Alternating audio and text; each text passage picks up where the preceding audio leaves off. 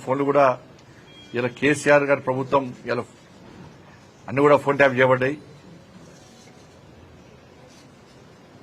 కాబట్టి ఈ విషయంలో ఇప్పటి కూడా ఈ కాంగ్రెస్ పార్టీ ప్రభుత్వం మీద నమ్మకం లేదు, సిట్ మీద నమ్మకం లేదు. సిట్ అధికారులు పోలీసులను తప్పుపడతలేము, అధికారులు మంచోళ్లే, కానీ వాళ్లను స్వేచ్ఛగా అధిక విచారణ చేసేటువంటి అవకాశం కాంగ్రెస్ పార్టీ ప్రభుత్వం, రేవంత్ రెడ్డి ప్రభుత్వం ఇస్తలేదు. ఇదంతా కూడా టైంపాస్ కోసమే.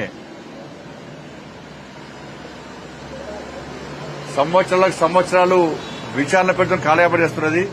కేసీఆర్ కుటుంబంలో ఒక్కరిని ఇంతవరకు అరెస్ట్ చేయాలి. కమిషన్లు వేసినారు, టైంపాస్ చేస్తున్నారు.